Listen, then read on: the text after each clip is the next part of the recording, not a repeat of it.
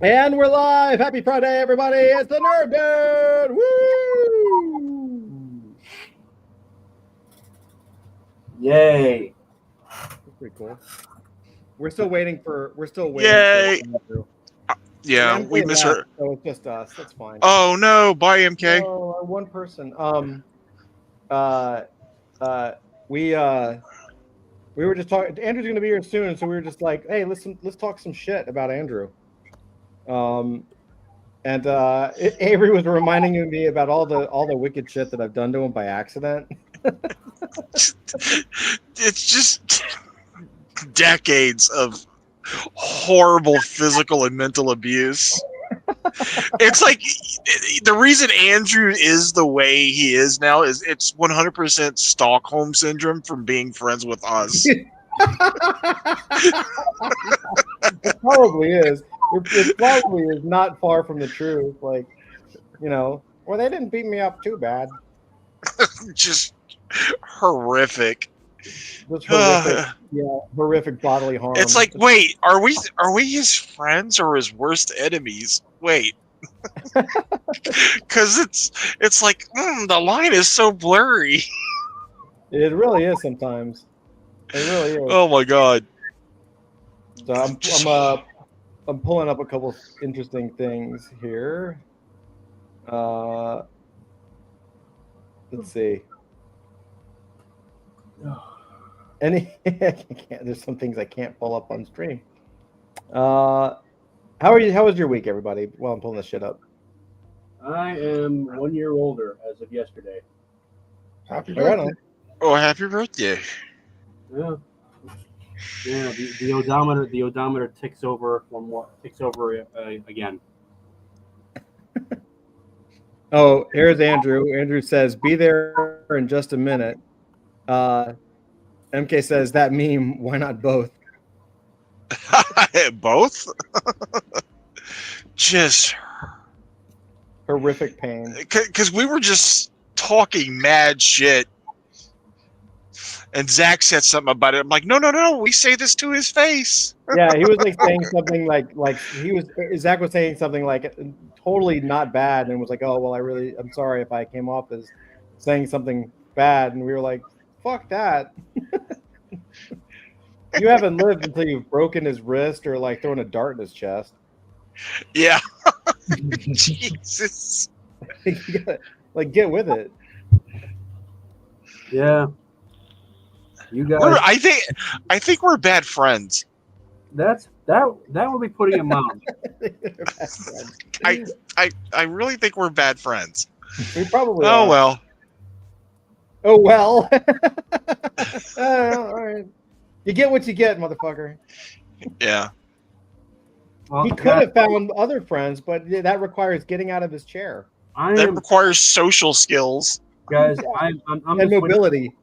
I'm just waiting for the day when both of you disappear, and then we find your bodily remains like mummified and buried beneath the floorboards of his shop. Oh yeah, no. And then everyone will say, "Yeah, we saw this coming. It was only a matter of time." Yeah, totally. That's probably not that far from the fucking truth either. Right. We'll be there with all the kids from the van. Yeah. God, just Avery. I'm just saying. Black Phone's based on somebody. I'm kidding. All right. I'm scared. I'm almost scared to ask what you guys say about me when I'm not around. No, we say this kind of stuff to his face. It's not a matter of he's not around. We say it to his face. There is nothing we could say that he has not heard that any of us could have heard. Like, that's why Ramel doesn't like react when we're just like, oh look, the black guy's here. Yeah, when Ramel, it doesn't phase Ramel because he's heard it for 30 years. Yeah, dude. I'm the Jew, he's the black man. Avery's the redneck, and Andrew's the Catholic, and that's the way it goes. Yeah. If you can't handle it, you could have opted out 30 fucking years ago. Yeah. A little late now. All right, so I got a bunch of stuff to show you guys. Our sense of humor has not changed since the 90s. It's literally the same jokes. Yeah.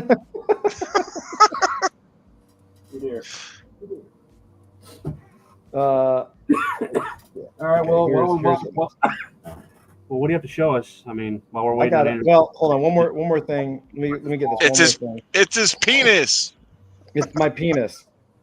Uh, And Dusty is just like, oh, I Hi, have a headache. Dusty. This is what happens when I talk more. Yeah, okay. Dusty had to. Oh, look, there's Andrew. Hey, Andrew, how are you today? You're looking mighty fine. I had this strange feeling that you guys needed an adult in the room, so I decided to come in and join. All right, sorry, an elderly statesman. How about that? We can go with that. An elderly statesman. I think I'm the oldest one here. I'm pretty sure. Andrew, they were making crude and repulsive comments about your personal habits, your appearance, your sexual preference, Your love of children. bodily odor, and I don't know. I just tuned that after that because You guys Yeah, do he know called. it's- He calls that Tuesday, dude. honestly, dude, you He calls that a day ending in Y. you must be a candidate for sainthood for putting up with these two knuckleheads for 30 years. We haven't talked about. We haven't yet talked about his fear of God for all the evil he's perpetrated on small children. God. I did tell you guys how I went to church on Christmas Eve with my parents and my sister and her husband and my wife, and I got very scared as I walked through the doors. Yeah. Yeah, I told my mother I was very afraid of getting hit by lightning.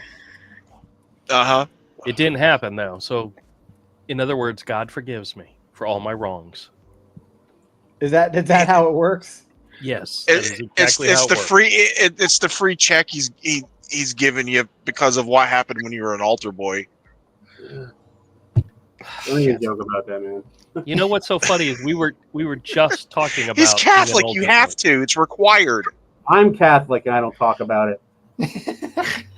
I'll talk about it. Why, Zach? What happened? You asked for that, Zach. You asked for that. Yeah.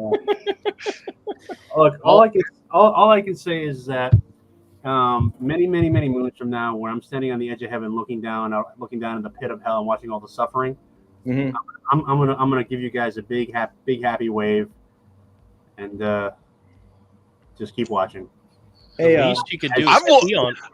As both of you guys are anally buzzed with pine cones made out of I'm looking into. made out of steel wool. I'm looking into converting to Orthodoxy, man, because I'm like the Orthodox Church is pretty based. yeah. All right. Well, if you like standing, go. Because they don't sit down during their masses. But Point on the teddy bear where he touched you. It's not so much that he not so much that he touched me. Oh God, here we go. It's well, I don't want to say bananas were involved, Oh, and for some reason I have a strong memory of a freshly caught salmon that for some reason hey, had lipstick. Was you your know. was What your the priest a bear? Oh, this What the hell, Todd? Are we jumping all the way to the end of the stream? You're letting You're Zach like 4 talk. minutes in. And there's, then- and MK is not helping. it wasn't. MK is not Jesus helping. Christ, okay. There's no such thing as a skin flute. It wasn't a priest. All right, everybody, have a good Hey, night. hey, All the Avery, priests I've known Hey, in my Avery. life have been Yeah. righteous Avery. men. look, it's the Art of Edward Rizzo hardcover edition. It was a. Oh wow! However, my old scoutmaster, on the other hand, he was. Trying to Where's create the cover. button? All right. Just Look. cool off for a second. It's the Art of Edward Rizzo. Fantastic. Did Yeah, you Edward kick him? Rizzo is a badass. He's a graphic master. He did 100 Bullets. I mean, he's been around forever. He's done a bunch of stuff. But they're creating a art book of his. All right, guys. I promise. I promise I won't tell the story about him, the duck, the broomstick, and the old Korean. You- queen. You all asked for it. Yes, he did. You literally begged him. Or You the begged him. or the Yeah, or which end of the broomstick was involved. Look at the beautiful original art that is The for sale. tickly side. Oh God. Todd, Avery, you asked for it. I start talking and it stop. No, I understand. We did ask for it. You're Is that well you? played. All right. Is that Milo Manara? No, No. this is Edward Rizzo. Oh, Edward Rizzo. Eduardo Rizzo. He's So, a really good artist. He's amazing. He's like a graphic perfection. Like his stuff is, he's kind of a master of the black and white. Like his stuff is, like it's hard to explain. How would you explain the composition stuff, Avery? It's really well balanced black and white. Yeah, it's just, You know- it's just everything is like it's like a black and white painting. And I mean, even if you can't see what's going on because the image is small, like, well, there you go. Like it's just, it's everything's well drawn, and he has a European. He's he's European, so he has a little more European style. But like just the black to white balance is like, he's just awesome. He's amazing. So I wanted to put a spotlight on that because that's fantastic and really cool. Let's see what else we have. I've got another thing that this is more not totally related to our guys, but like us here. Let me share another thing. I know Scotty Shoemaker is going to be launching his book on Kickstarter nice. soon. Finally, MK said, "Oh wow, I like that one." Yeah, MK. I don't know if you know Eduardo Rizzo's work. He's phenomenal. I would 100% check out the book. The book he's probably best known for is 100 Bullets. It's 100 issues long. They worked on it for like a decade plus, and it's a phenomenal story. It's excellent. It's really, really good. isn't there a Batman Noir by him also? Yep, there's a Batman Noir. In fact, I have before I that. go to the next I one- have that. Yep, I have it too. I'm gonna share some art so that MK can see it. Yeah, here we go. Hey, what's up, Rick? Azarello and Rizzo What's equals up? awesomeness. Yeah, man, for sure. I'm gonna go to my window here. Let me share a little bit more there. Cool. So yeah, 100 Bullets. Just an excellent story, and the artwork is spectacular. The story is spectacular. The art is spectacular. Yeah, you can kind of see his how graphic he is here. He doesn't really do gradients like fades or cross hatching or anything like that. It's just line work and black shapes. Yeah. All All kind the of out of the covers- class. All the covers Hmm? were Dave Johnson, though. All the covers of Dave Johnson. Rick says, Drew, did you ever get my email? Oh, did I? I'm not sure. Oh God, Andrew. Let me go look. Yes, this is a Dave Johnson cover. Dave Johnson's awesome. He's a very talented illustrator anyway. But yeah, like look at that. Look at this image. Let's see if I can get a bigger picture of this image.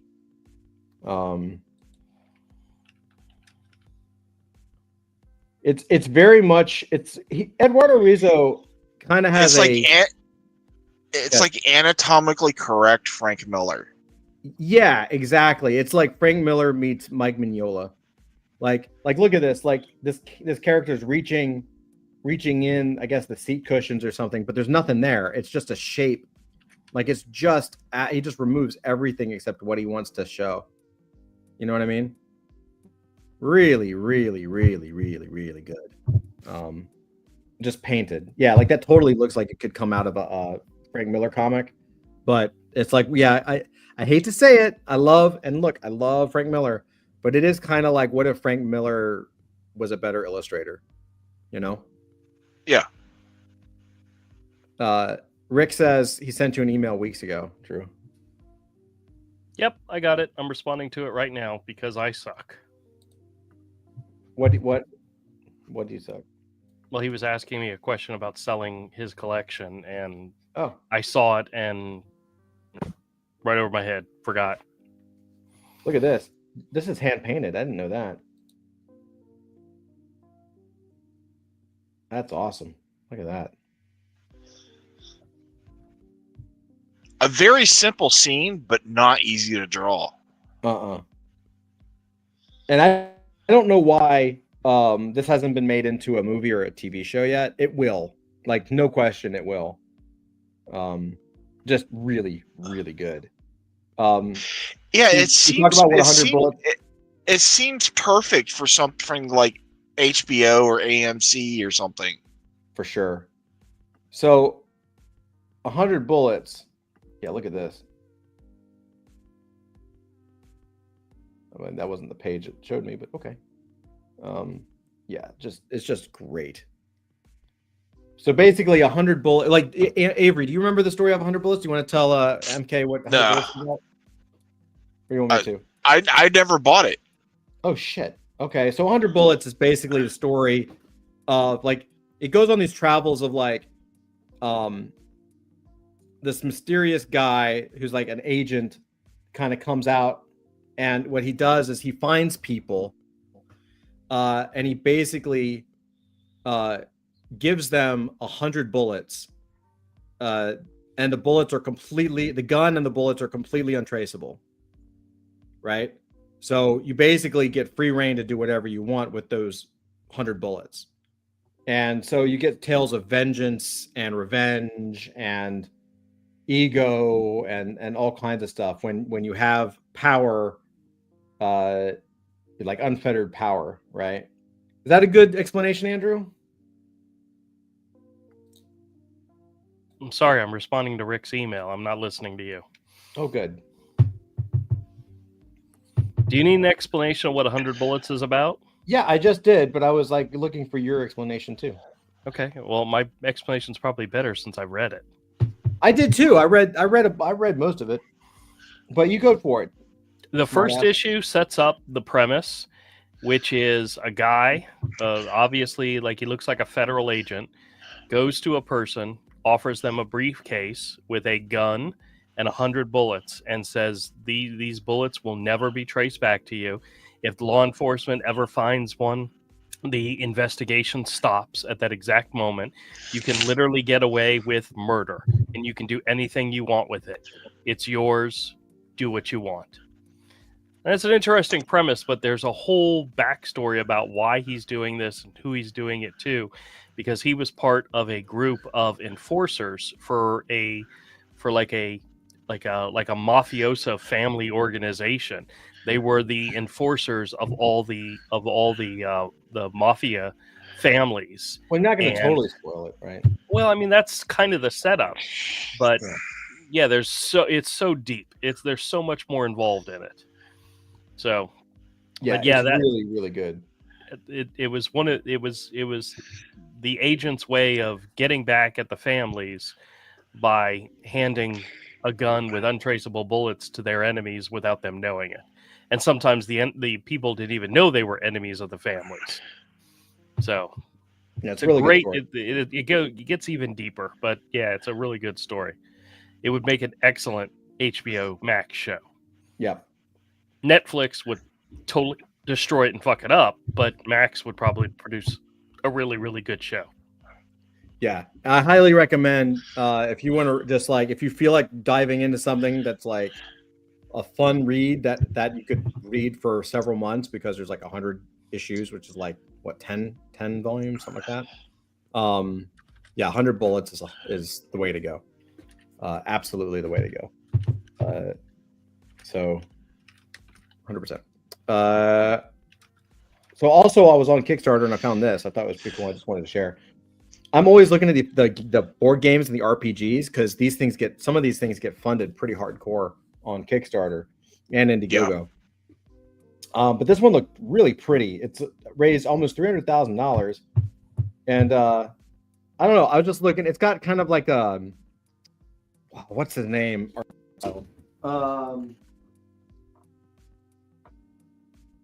Andrew McLean from Headlopper. Oh yeah. You know what I'm talking about? Yeah, it kind of has a little bit of that feel. Yeah. And so I was like, it's really, I don't know. I mean, I don't know what the game is about, but it got a lot of good reviews, and the art looks pretty and the board looks pretty. And I always think, like, with board games like this, it's really just about how they look, because no one's played it.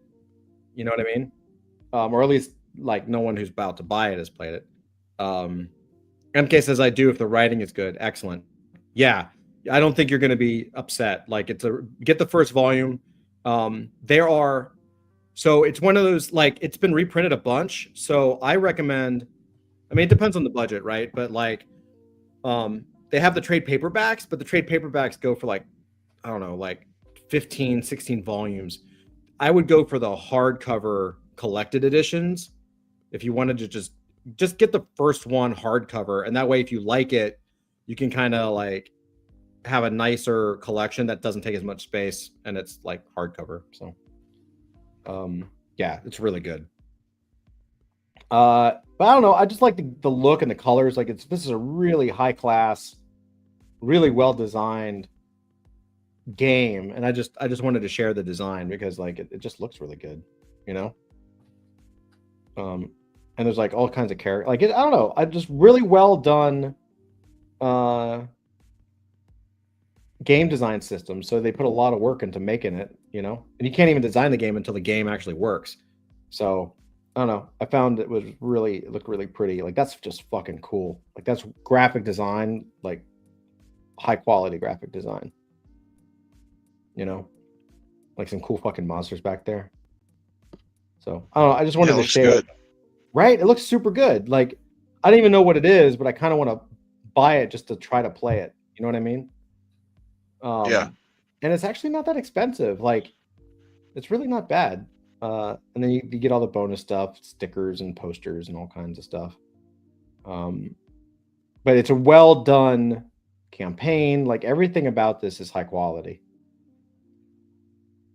Everything about this is high quality. So, and it's really cool because they actually let you read the rules too, which I might do later. You can like, well, actually, I'll just do it now. Oh, look at that. Kickstarter cover image rules, solo rules. So you can actually like read the rules to see if you like the game. Look at that. That's pretty cool. This thing is pretty much ready to go. That's awesome. Oh, by the way, total sidebar. Wait, Rick said, I found 100 Bullets trade paperback at Goodwill. Not the entire run, but very cheap. Oh, shit. That's a super find. Yeah, that's pretty good. So it's a total sidebar, but related. So my kids go to Taekwondo, and I saw them. They have like a ton of books over there, and the kids just drop off books and all this kind of shit. So like, I was over there, and the first thing I saw, like when I was shuffling through it, was that. Oh, nice. Eric oh, Larson. Cool. Right. So this is not meant like, you know, kids have been playing with it at the place. So it's not, you know, all together. But my oldest got interested in it and started reading. She didn't read this. What'd she read? She read another Spider-Man with a hologram cover from this time period. She was super into it. And then today. Yeah, you showed the picture of her reading the I think it was Spectacular Spider-Man. Yep. And then today I went back and I was like, let me see if they have another comic. And so I got another one. I borrowed it to bring home, and she started looking at it. I got a picture of her looking at it. Oh wow, Dennis Cowan, Deathlock. Yeah, dude. This is just randomly sitting there in a Taekwondo like look at that, man. You should donate some of your comics to the cause. Screw those kids. That's no, I probably will actually. I probably will. But what's cool about this, like, I mean, look at that artwork. What's cool about it though is like she saw the back. She's looking at all of the old commercial stuff. Like all of a sudden she asked me about like what was it? What was on the back of that Spectacular Spider-Man? And I had to show her the commercial. I don't remember. But then she asked me about Battletoads, the Battletoads game. Do you remember that? Oh wow. Yeah. Yeah, the Battletoads game. And then here. She saw that, and she was asking me about Battletoads. Isn't that made by Rare? Look who makes that game. Trade West. Oh, Trade West. Rare did the Yeah. remake. Mm-hmm. MK says he's too busy stealing their existing. Yeah, man, of course.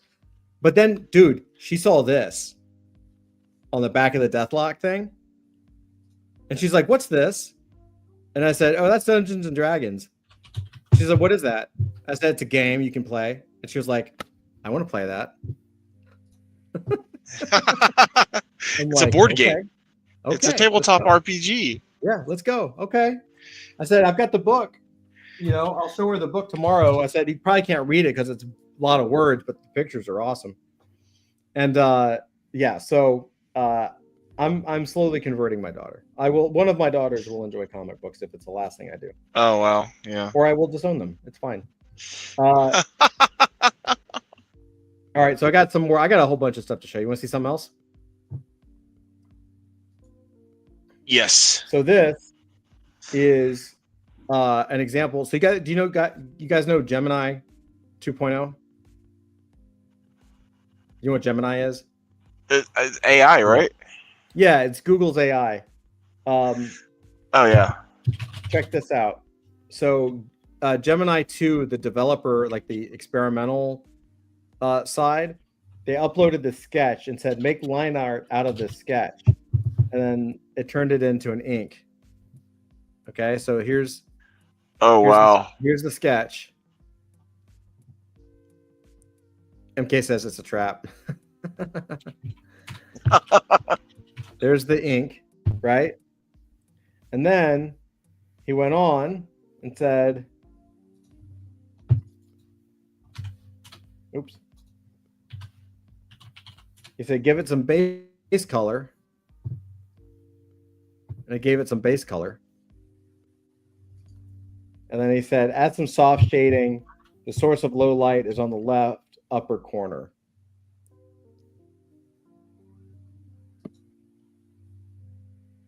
Isn't that crazy? That's wild. All from a sketch, dude. I gotta try that. Uploading some of my art, see what it can do.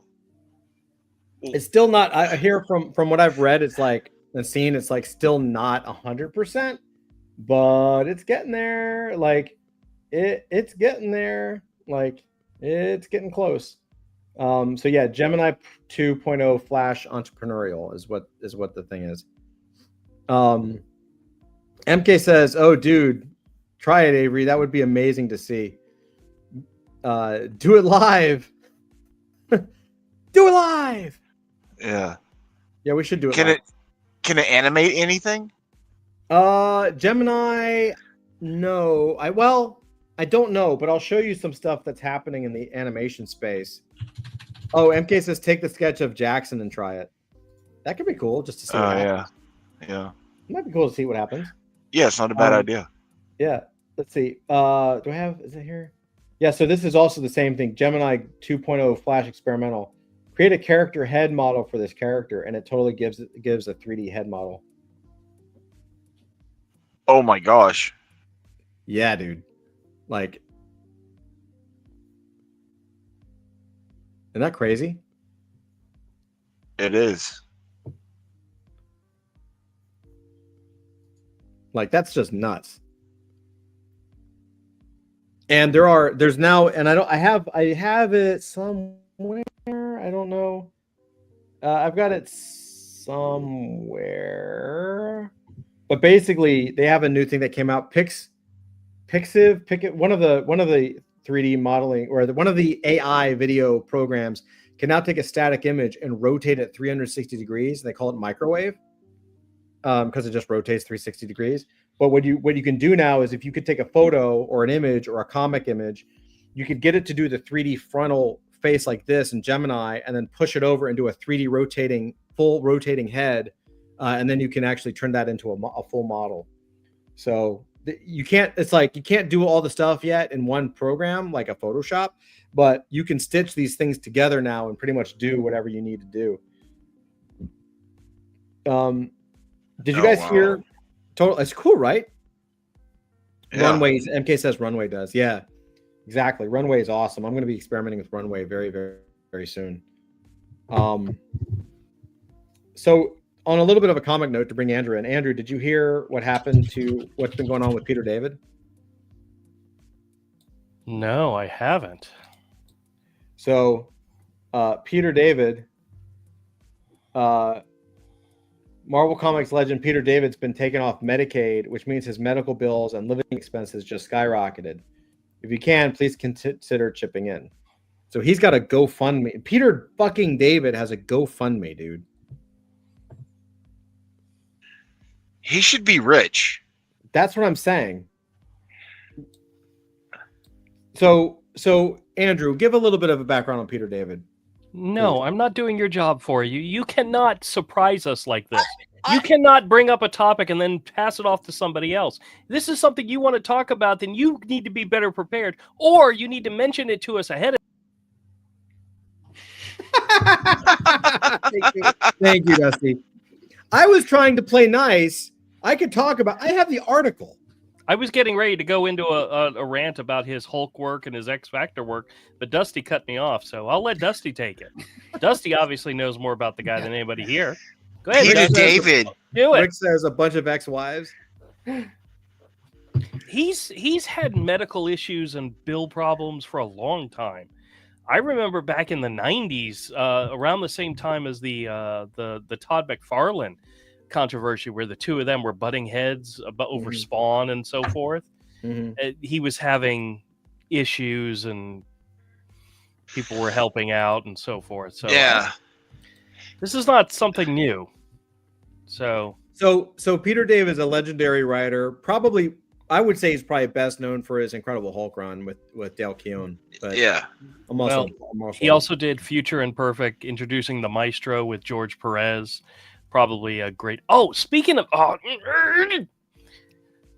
go. Yes, fine. He did a fantastic run on X Factor, a very long run on X Factor. That was really good. And I've been wanting to like do a issue by issue review of that line, starting with issue number 1 with Ryan Sook's art on the first 5 issues.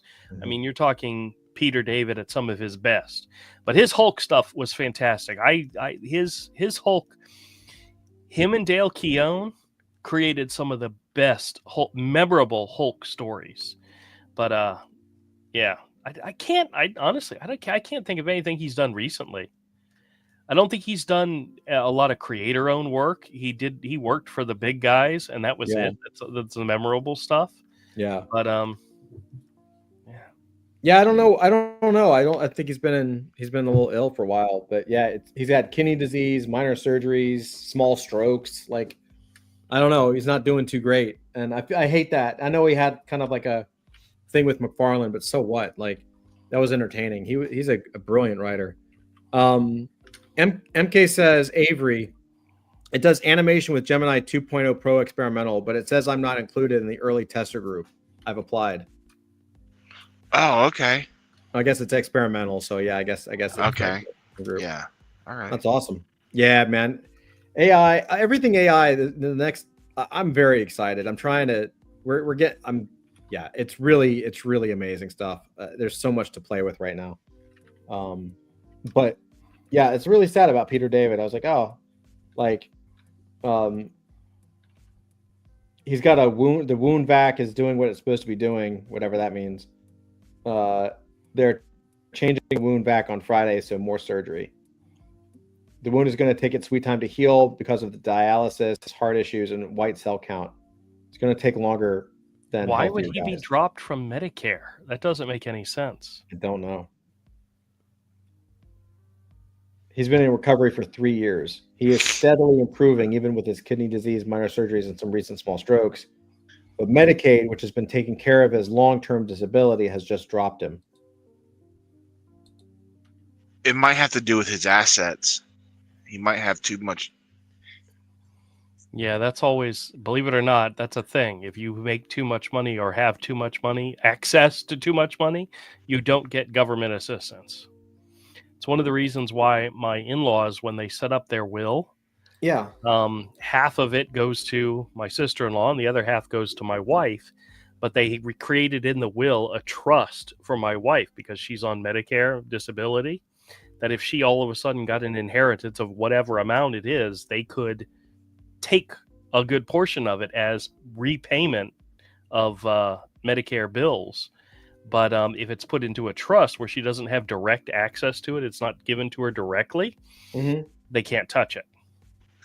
It's really weird. The government sucks sometimes, guys. Yeah, but that's how you give anybody anything of substantial value. Right. Is you do it through a trust. Let's say I won $1 million and I wanted to give Todd and Andrew $1 million. I won $100 million. I want to give them $1 million each. I got to do that through a trust. Yeah, his body of work is huge. He's getting residuals. He's probably getting stuff on the constant. I don't he think should so, be. dude. Marvel doesn't pay jack for his. Here's my question: if he had access to a lot of cash, I think it's the opposite. If he had access to a lot of cash, why would he be raising money? I think money, or is this somebody raising? I think he's burned. I think he's burned through his money. I think he did. I think he's done that a couple of times. Got a fat nut and burned through it pretty quick. Maybe. Yeah, I don't think he's attached to anything currently. He's not working. I don't believe. Because he was on some huge selling books in the days when the royalties were actually pretty good. Yeah, but I don't know. But a lot of it was DC does better than Marvel, so yeah, maybe. Yeah.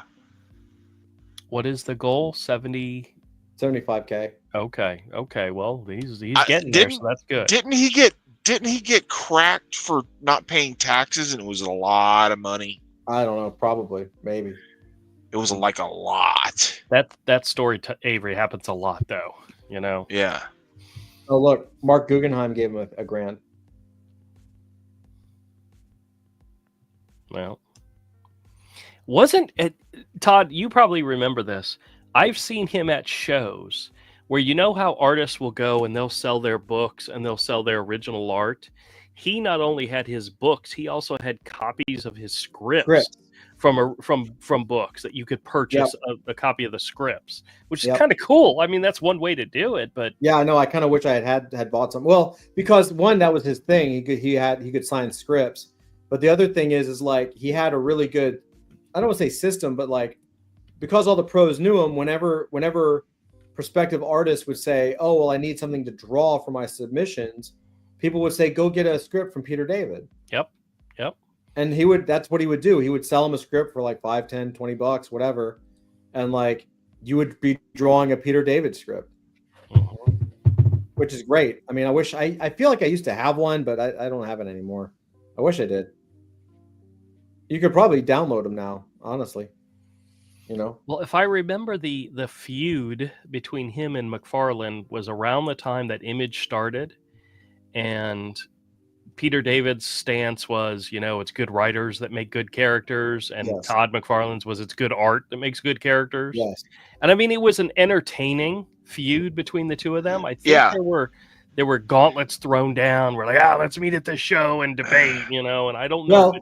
And Peter David was firmly a company man. Yes. Yeah. And was not for people breaking off to do the independent stuff. Well, the other thing too is the interesting thing about that story is like McFarlane thought it was a joke. Like he thought it was like a promotional stunt. So he showed up in like boxing pants, like Rocky. He showed up in boxers, and Peter David was not amused and was like very fucking serious. And McFarlane was like, "Oh wait, this is real? Like you're really mad at me? Like, are you serious? Like, oh, okay."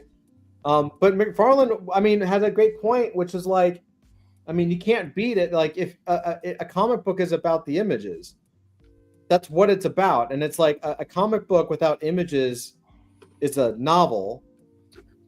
But if you take, basically, it's like if you take the images out of a comic book, you have a novel. If you take the words out of a comic book, you still have a comic book. A comic book without words is still a comic book. A comic book without images is a novel. Very true. Very true. I was like, yeah, well, you can't beat that. I'm totally right. Anyway, yeah. So prayers to Peter David. Hopefully he's gets better and can write some more. And maybe I don't know. Maybe we should look and see if he has any of his scripts for sale. With his health, I don't know if he's doing appearances anywhere. Probably not. Does he have a? Does he have a?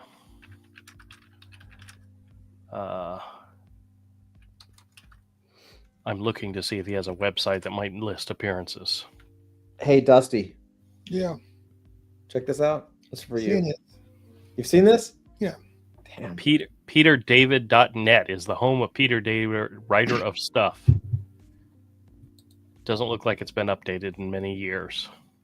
All right. I'm checking it out now. All right. Hey, Avery,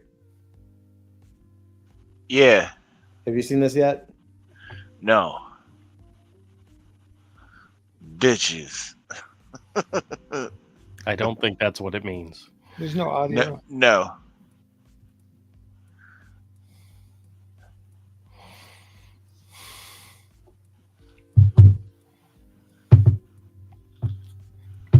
Nobody can hear it, Tom.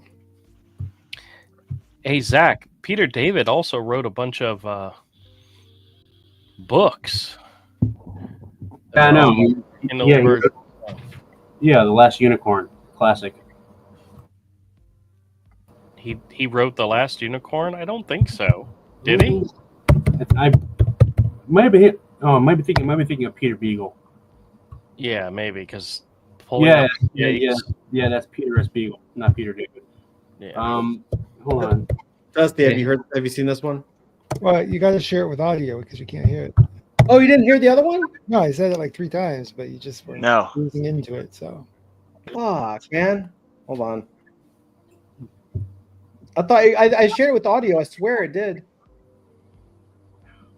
Oh wait, according to his Wikipedia page, the IRS he owed like over nearly 90,000 in unpaid taxes to the IRS, due to his divorce. All right, here you go. Here's the first one. Okay. Bitches in the future?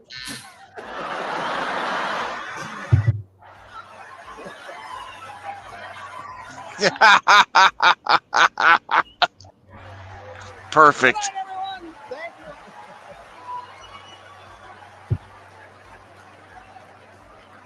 This is Wheel of Fortune, Joe! Bitcoin is the future. Yeah, that's it. Pretty good. Fantastic. Bitches in the future? Is people what the category is, and not lies we tell ourselves? Oh. have a good night, everybody. So Wow. the last post on peterdavid.net is Freak Out Friday, October 30th, 2020. And prior to that, the one right before it was the final presidential debate. And I think he gave up after that. Oh, wow. I'm fairly certain, without reading through all this, he's definitely most likely a resist Sure. person. Sure. So All right, check this out. This is for you, Dusty. Oh, hey, sorry. Hey, What do you do for a living? I'm a crypto investor. Oh, amazing. Yeah. Oh. Have a great day. Oh, I've seen this. Yeah. I'm pre-rich. Have a great day. That's about it.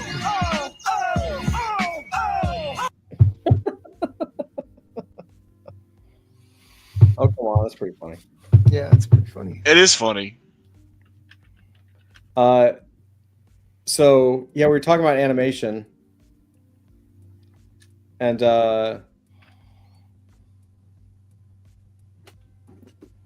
this is sort of where things are headed. I've got a couple of videos like this, but this one's actually pretty cool. Basically, what they're doing is so Claude 3.7 is AI. It's really doing well with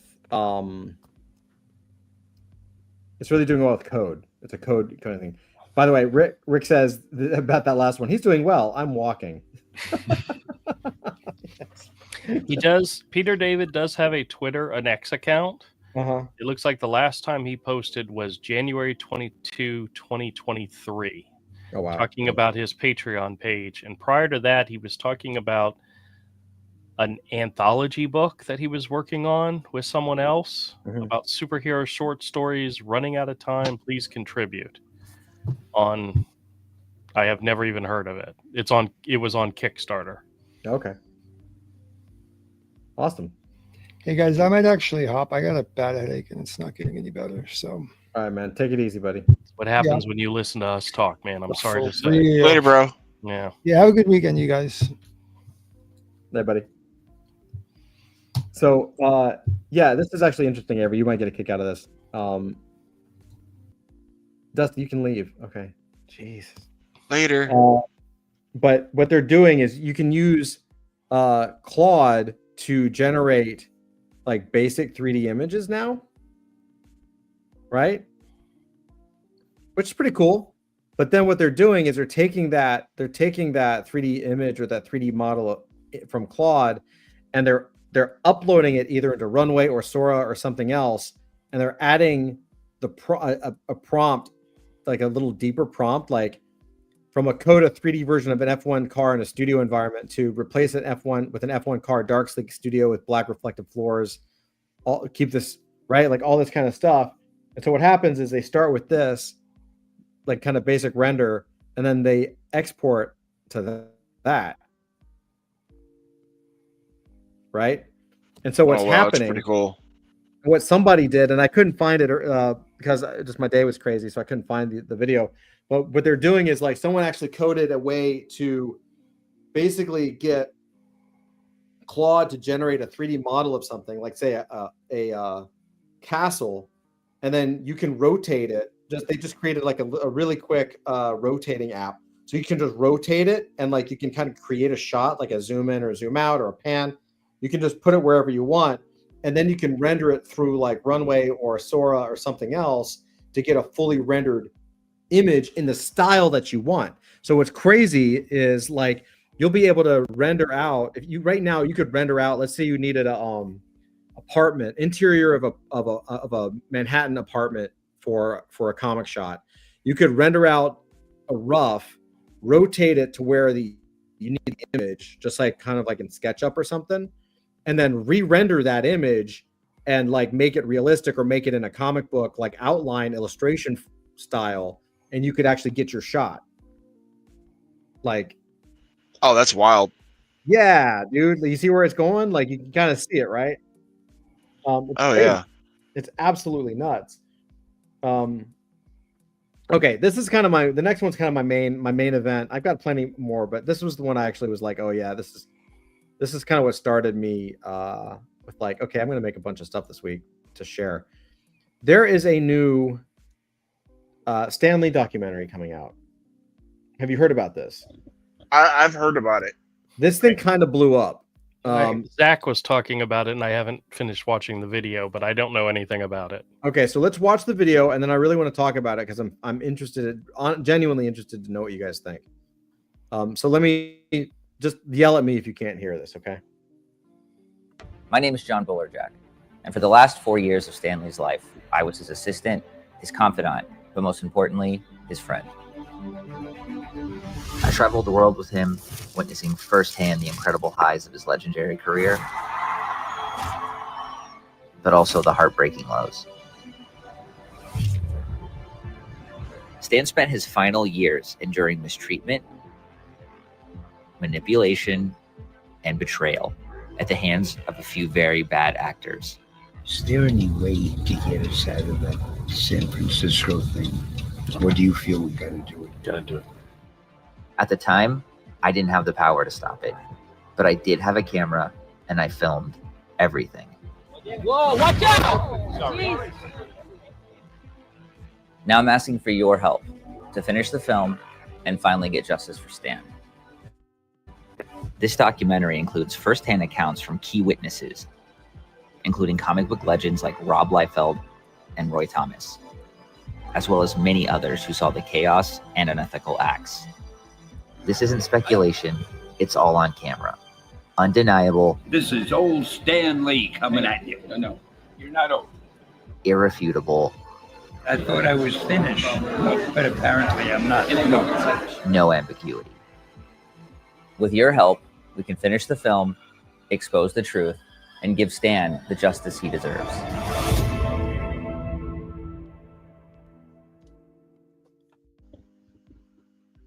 So, what do you guys think? This I'm a is little stuff people torn. were speculating was happening to him anyway. No, there were reports that he was Yeah. basically being taken advantage of. I think by his daughter was one of them, and also this happened years ago, but he actually lost control of his like Stanley Enterprises. He ended up basically being taken advantage of by a scammer who basically used him to steal a lot of money, rip off a lot of people. And it was the people around him in his final years. There were all kinds of ugly rumors about what was happening. That he wasn't in his right mind. He was suffering from dementia, and people were basically stealing from him. There are even rumors of like physical abuse. So yeah, there's fire behind that smoke, is what I'm trying to say. Yeah, I guess. And Rick says, "Damn, that's wild." Yeah, this is crazy, man. I'm torn, and this is really interesting to me for a couple of reasons. So, the first thing that I said, my first thought was like, I don't know, man. Like, the last thing you want to see of your heroes or people that you care about is like photos like this. You know what I mean? Where they're just like exhausted or they're falling asleep or whatever. And so I started reading. I went over the Kickstarter and I started reading some of the comments because it has gotten a shit ton of comments, and they're mostly one-sided, actually. I filmed Stan Lee getting abused and exploited, so years later I could compile it and use it to further exploit Stan Lee. Does that about sum it up? Right? And he did go on Rob Lavelle. So there's two sides. I'm going to read some of the comments, but basically, like, the comments have been brutal for the most part. Like, oh yeah, you're like, you filmed all this evidence of his wrongdoing or his exploitation, and like you just waited 7 years, and now you're gonna try to make $300,000 to like make a movie about it. Like, why do you need $300,000? Why didn't you take this to the cops and help out and all that kind of shit? And there's a good point on that. The only thing that makes me counter that is like Rob Liefeld stood up for this guy, had him on his podcast. I haven't heard the podcast yet, but Rob Liefeld is in the interview. Roy Thomas is in there. Those guys are supporting him. Like Roy Thomas pulls a lot of weight. Liefeld does too. So is like Alex Ross. Like some of the big, huge, heavy hitters in the industry are supporting this guy, and saying that he's the good guy. So that carries a lot of weight. But like, it's interesting though. Like, this one says, anybody still has questions should watch this. And I don't know what that is, so maybe we should watch that. But yeah, it says, I'd like to support this project more. I really would, but there are just too many unanswered questions and concerns. Yeah, and this guy is not even, like, the director guy is not engaging with the comments yet. He's like, Jonathan, I beg you, please engage with the community and address these concerns. The silence is making the concerns seem valid. It's really sad that someone is reporting any post that asks questions, so there are hidden blah blah blah blah blah. Yeah, but only backed a lot of people backed $1 so they could leave a comment, and had because of their concerns, basically. Lack of engagement with the community, lack of useful information provided, still unanswered questions. right? Like, yeah,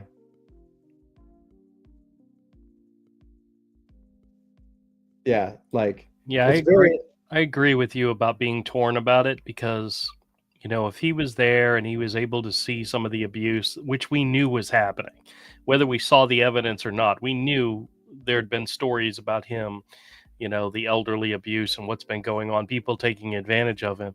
But ultimately, this sounds like somebody just using his name and taking advantage of him again. it does, right? And so this, know? I guess he did an interview and this was linked. Let's see what he says. This was linked. Oops, my bad. Hold on. Is this the Geeks and Gamers or Nerdrotic? No, he did comicbook.com, I guess, as well. So this Okay. is, let's see what he says. About it. And then after all of that, I get a team together who agrees to help me, including an Oscar-nominated director, and we go and we get someone to buy it. And we are ecstatic because it's finally going to come out after all this time. And what happens? COVID. They back out of the deal, and then we're in COVID time. We tried it one more time, and we got a yes from a company, and then they backed out, and we sort of found out later they were afraid that they might run against Disney for some reason. Like they don't want to upset the apple cart, you know, for that. Because I think people thought the documentary was unknown at that time, and maybe we were going to go after them, which we don't. But we think that was here. And also the last thing is I testified in court against people who were charged with abusing Stan. You know, I testified in court against them. So like I was out there doing stuff, you know, like I was making all these attempts, but. Well, you should have said that in the fucking video, you dumbass. Yeah, he should have. You should have said, this is what's happened. Here's the history of the fucking, put a video up, you moron. Like, clip this and put it up, you stupid ass. Like, I mean, fine, I'm taking him as word that he did. The entire internet thinks you're taking advantage of Stanley's death. Like, why don't you say that you stood up and testified against the bad guys? Like, fuck. What a moron. And honestly, whatever happened to that, I have no idea. Who knows? Yeah, I don't know. Let's see what he says. I mean, that's all the things that happen in that course of time. Like this is 7 years, you know, what's 18? Yeah, like this is like 7 years. Like, I don't know who thinks I want to be doing this 7 years later. I would have preferred to have done this in. Well, that would be because you put a Kickstarter up like 2 days ago. People think you want to do this because you put a Kickstarter up 2 days ago. If you didn't want to do this and you wanted to stop doing this from 7 years, then you wouldn't have put a Kickstarter up. Like, you could have just put it up on YouTube for free. Honestly, people associate starting a Kickstarter with you're trying to make money.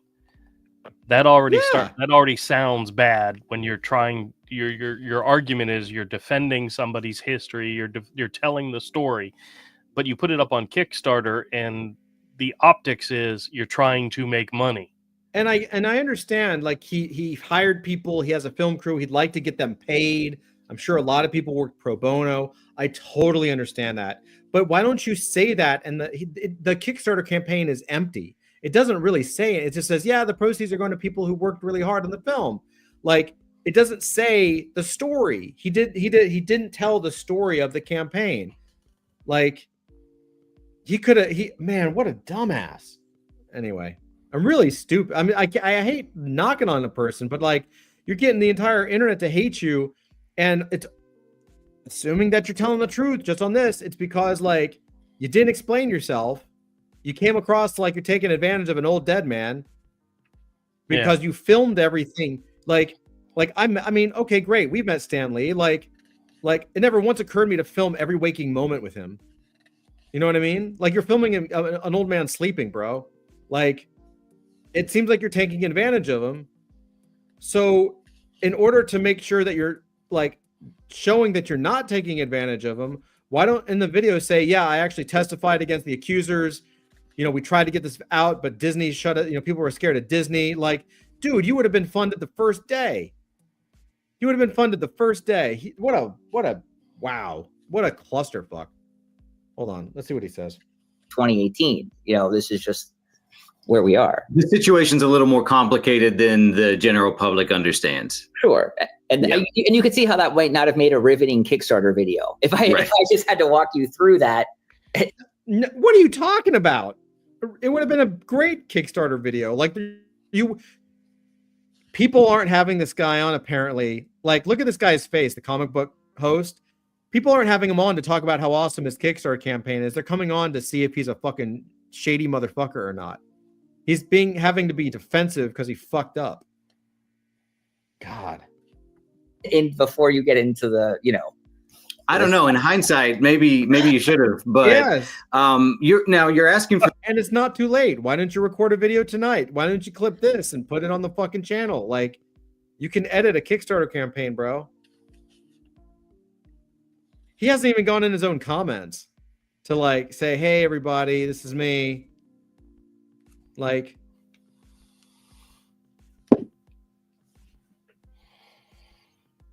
God. For $300,000 for the Kickstarter. So people want to know, where is that money going? Why is that number necessary to finish the film? I understand when people see $300,000, it is a lot of money. I'm not going to scoff at that and be like, oh, it's nothing. It is a lot of money, but for a film, for a documentary film, even at a low level, is not a lot of money. People don't quite understand, like, when you pay an editor, they're $4,000 a week. When you pay an assistant editor, they're $2,000 a week. That's $6,000 a week, and it takes 52 weeks to edit a film, right? We've been paying that. And so a lot of the money is actually going to go towards the film. Like, I understand that people think that we're just like going to pocket it or something, but like, honestly, realistically, almost all the money is going to go to the film, and whatever's left is essentially just because there's something that came up that we forgot or that unexpectedly happened, that it's going to go there. Like, again, clip this out and put it on the Kickstarter page tonight.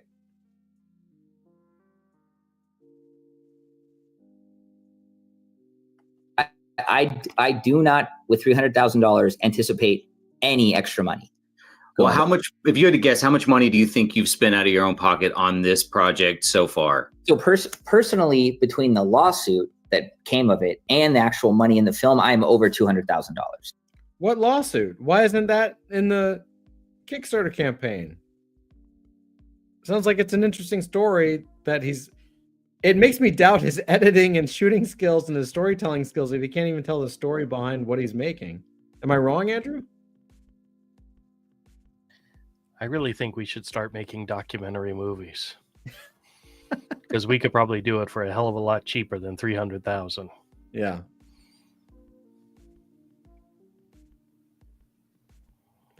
MK says Kickstarter wants you to avoid sad panda stuff. It's possible. Yeah. Let's see.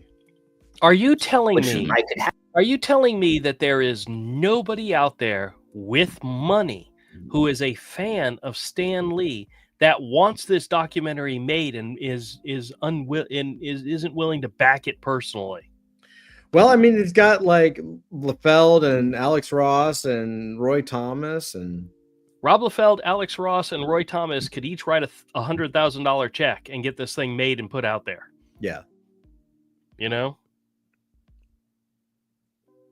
I don't know. If they believe in it, they should. Sorry. I don't know. If I just never made. MK says easily. Yep, Drew. Yeah, I'm thinking like movie. Isn't Elon Musk like bankrolling what's her name's lawsuit against Disney? Yes. Because he believes Musk has more money, is the richest person in the world. Right, I know, but do you think Elon Musk is a nerd and could be a big fan of Stan Lee? Do you have his phone number? Make a video, put it on X, say, hey, Elon, we need some help getting this information out there. If you're a fan and you care about it, help us make it happen. $300,000 is him pissing in a cup. That's your point being that there's other ways to raise the money. I think so. Absolutely. Yeah. I think there's other ways of then going to Kickstarter, which makes it look like you're trying to make money off of a dead guy to make this happen. Do I want to see this movie? Part of me does, yes. Am I going to give this guy money? No way in hell. Well, the problem is like all he would have had to do is put a little pie chart at the bottom. And so my 2 editors, here's Bob, the editor, he gets paid $2,000 a week. Here's John, the senior editor, he gets $4K a week. Those are legitimate prices. Fine. Put it on a little pie chart. And then you can see we're also going to, if that comes out to 280,000, we're going to have 20K left over for contingencies. And anything left gets donated to charity. Why are there not comic professionals and editing professionals out there volunteering their time to make this happen? Well, I think they have. Why are they getting charged? Them on a podcast. I don't know. Part of me thinks that if your ultimate goal is to expose the evil that happened to this man, this beloved man, you wouldn't have to go on Kickstarter and beg people for money to make it happen. Right. There'd be enough fans out there willing to just do it and help you do it. Yeah. Put their time in, not necessarily their money, because a lot of people don't have a lot of money, but their time. I don't know. I don't know. Yeah, MK nailed it too. It says, he says, because he looks and sounds shady. Yeah, he did his pitch wrong. That's why. Todd knows it's no different than a startup. Exactly, man. Crowdfunding is a startup raise, and no one wants to be the first check. Right. So, I mean, so in startups, like it's a herd mentality. Like you get your lead, you get basically no one invests until like you got that lead investor. And then once that one person puts their money in, all the other people say, oh, I don't want to miss out. And they FOMO in and they fund the business. And like this guy, it's so poorly, like the Kickstarter is so poorly written. I'll show it to you here in a minute, but like there's not a lot of information on it. Like you saw, well, I'll just do it now. Like you saw the game, right? $300,000 for a board game. There's your money, right? $300,000 for the board game. You saw how detailed that was, and that was on Kickstarter. This guy, let me show you this. So you've got, this is the Kickstarter. So great image. As much as it bothers me, it's a perfect image. Like that is an engaging image. It's Stanley. You probably should see his head, but you know you can kind of it's Stanley. Wow, this I just brought it up myself. This is very light. Right. Look, here's a story. How you can contribute. Where's the money go to? Here's some random. Why do you need money for wardrobe? Like, I mean, I can understand why, but he's not saying what it's for or who it is for. Like, who are the other people on the team? Rewards. We'll be thrilled to offer rewards. And dude, rewards. Look at this. You want to talk about bad? Check this out, Andrew. Here, look at the rewards. Mm-hmm. There's like 60 tiers of rewards. Look at this. So watch this. You ready for this? Look how many comic variants there are. These are all variants, bro. Of what? Look at this. So because you can get the Captured Hero archived comic variant. Comics. Is he producing comics or is he producing photos? It's a comic book of still photos from photos they took of Stan, his intimate moments, right? But look on the right side, bro. We're not even like there's a Roy Thomas signature. There's some other things. Look at this. Look how deep this goes. You can get 6 postcard size prints. You can get the Captured Hero comic variant. I want a print collection of an elderly person being abused. That's exactly what I want. That's exactly what I want. Right. Captured Hero comic. Look at this. Look how much shit is on the side, dude. It's still going. Look at all of this. How in the fuck am I supposed to pick something out of this? We're still going. This is the Captured Hero Cap Collectibles variant. This is the Genghis Sean variant, whatever that is. Look, dude, do you see how many options are on the right? Because look, these are options within the option. Yeah. Part of me part Look of at me this. kind of understands you want to give somebody something, not just say, hey, donate to my cause. But all these things are going to cost money to print, Right. you know? Thank you. Like, these are all printing problems, dude. Look at this. Here's the special thanks. You can get the special thanks in the comic book. You can get the movie poster signed. A group video conference with the director. So you, for $125, you can like get him on a Zoom call and tell him what a moron he is for this. Signed limited edition photo. Signed by Stan. Ooh, I might do that. No. San Diego screening, and now we're going to go through all the screenings. Here's the Orlando screening, the Austin screening, Dallas, Las Vegas, New York, Los Angeles, Miami, Denver, Phoenix, Philadelphia. Again, I'm still going through all the shit on the side. Now, see, I understand offering people something, not just giving money to a project, but giving them something for it. I would much rather give money to a project that doesn't include all this shit. Right. You get the hardcover book for $200. Hardcover book of what? Pictures of him being abused? Just photos of Stan from the the documentary, man. A one-on-one video conference call with the director. None of this is made yet. This all has to be paid for. All these things have to be paid for. That's half the money they're trying to raise right there. MK says he should have put a one item saying one of one, etc., signed by random. Well, you almost got it because here's a foil variant limited to 50 MK. ChatGPT, write me what costs as needed for a documentary, copy paste. Oops, edit first. Yeah. Look at this. It's just still going, dude. We're about halfway done. Special thanks in the film. Oh, another one. Cast and crew. Studio original art from a comic creator, Andrew.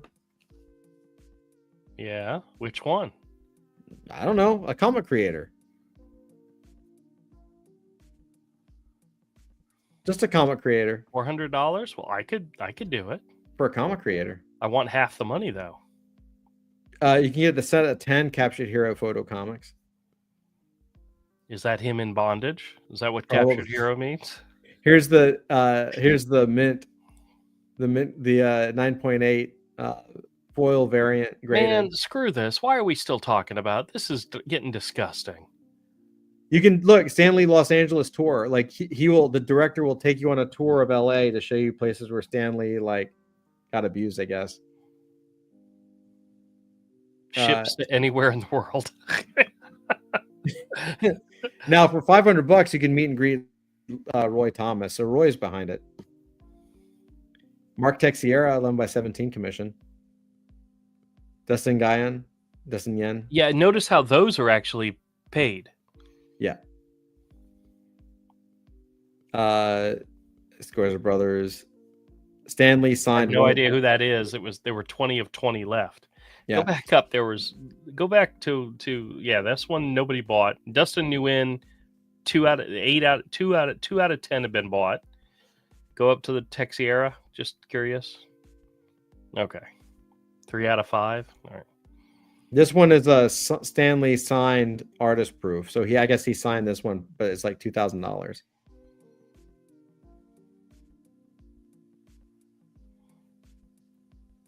Oh, damn it. Shit, that reminds me I gotta find something. A Texiera painted cover. To what? From Tyler Kirk Final Boss series. He donated a piece of art. Okay. Gotcha. Yeah. Has original to do with Ghost Stan Rider. Lee. Here's a random original Ghost Rider page. Issue number 6, page 3. Is Kickstarter one of those ones where if you back it and it doesn't get funded, you don't get anything? Yes. Has it been funded yet? No. Bill Sienkiewicz, 11 by 17. Is that what you're getting? Yeah, That I image know. there? I don't know. I don't know. Probably not. There's a couple of them. There's an original Bill. Oh, this is original Avengers, so maybe this is the drawing. Maybe Okay. these are the drawings. 5,000 for that. Original Moon Knight cover number 1. That's pretty cool. That's actually something. Is that Sienkiewicz? Kind of looks like it, but I can't I tell. think it is. I think it's this original. I don't know. Kevin Eastman Wolverine cover. That's kind of cool. Like, it's so random. Well, We're not even- artists chipped in and said, "Here, I'll be giving offer a piece of original art." I think that's great, but Oh, MK. Here's the one of one. $1,500 metal variant. It's got a metal variant. somebody already backed it. They got it. Scorza Brothers. I don't know who that is. Bruce Timm, Sienkiewicz, J. Scott original Danger Girl layouts from J. Scott Campbell. That's dope. Somebody already bought it. Somebody bought it. That's kind of worth it. Dude, it's exhausting. Just look at this guy has no idea what he's doing. Well, it makes me question everything because this is terrible. Like, it's really bad. Here, I'm gonna one more minute with Crazy Eyes. Hold on. He said he lost me at the one. MK says he lost me at the one where he'll send me a pic spanking into the money I sent signed. Yeah, dude, it's a little ridiculous. Rick says, by the way, I responded to your email, Drew. Look forward to your response next month. Lol. He's probably right. Here, by the way, his email was sent to me on February 14th. So technically it was more than just a few weeks ago. And it's so funny is he said he was sending it and I read it the night he sent it. And I said, okay, let me respond to this. And I forgot. MK, thank you, brother. Love you, man. Have a good weekend. All right, look at this. Let's see. I'd have $200,000 extra dollars. Now I have partners who have also put in hundreds of thousands of dollars. So like, you know, we've put a lot of money in it and we are like wanting to get this out to people. And this just seemed like a way to show people it was coming out, give them sort of a taste of it and let them help out if they want. You know what I mean? Like we I guess in hindsight, we're not anticipating such backlash. We knew there'd be some because that's just the internet. But I think, you know, we looked at it and didn't see a lot of the glaring problems that other people saw. And that's just, you know, perspective. You look at something and, you know, one person has a view, one person has another. So if the Kickstarter fails to reach its goal, does that mean this footage won't be released? If it's as important as you say it is, and I believe it to be an important message, I mean, shouldn't it be released regardless? Well, that's, you know, see, that is a great question because I was thinking about that today, actually. I was like, okay, if this Kickstarter fails, right, the film is incomplete. And I'm not going to just throw it on YouTube to please a bunch of people who want to see some, you know, half-done, shoddy thing, you know, that is frankly, again, is a spit in the face of a memory of Stan to just throw. Why? Why is it? Why? I mean, I understand if you put a couple $100,000 in, you need to make your money back. But why is it spitting in the face of Stan to put it on YouTube? Stan is all over the Are you fucking kidding me? Stan's all over YouTube, dude. Come on, man. If he could make hundreds of thousands of dollars off of views on YouTube. If his intention was to make this documentary for people to see it, I understand that. But that's not his intention. His intention is to make this documentary to sell it, put it in theaters, and make money off of it. You know, he doesn't want the world to, because like he said, if he got fully funded and the whole thing got paid for, why not put the whole thing out for free? It's paid for. It's done. Right. Everybody's been paid. Put it out for free. Right. No. We're not doing that. No. My intention is not to give this information to people and share it with people. My information is eventually to make money off of this. Right. Which is exactly why it's like, oh, I was just thinking about what happens today if it fails. I mean, magically, just today, I was thinking about what happens if it fails. No contingency plan beforehand. Like, you know, not thinking about it before because he knew he figured it was Stan Lee and he was going to write Stan Lee's name and make money. He put $200,000 of his own money into a project that may never get made Right. and never get released. Anybody else here believe that? Yeah, I would believe it. I mean, I don't know if he has 200 grand, but he's probably put a lot of money in. Let's see. Let's hear him a little bit. This half concocted thing out there. Like I can't do that. It needs the honor that it's due to have it done well. So yeah, if we don't get the money for this, it changes our plan. Like we have to sort of figure out what we're going to do. And I can already hear the complaints of, well, you owe, like somehow we'll owe it to the public to on our own dime continue to make it, so it's like, it's a very weird place to be in. Like, we would like this money to finish it. If it doesn't get funded, we'll probably keep going, but who knows? It's taken this long from all these stutter steps. Who knows what it will take? I'd prefer to get it out and people to see it. Yeah. On the subject of the Kickstarter, though, there was a few concerns that I was even kind of surprised to see. Even the reward tier, for example, is being heavily criticized, right? Like critics, which because it sucks. But like, again.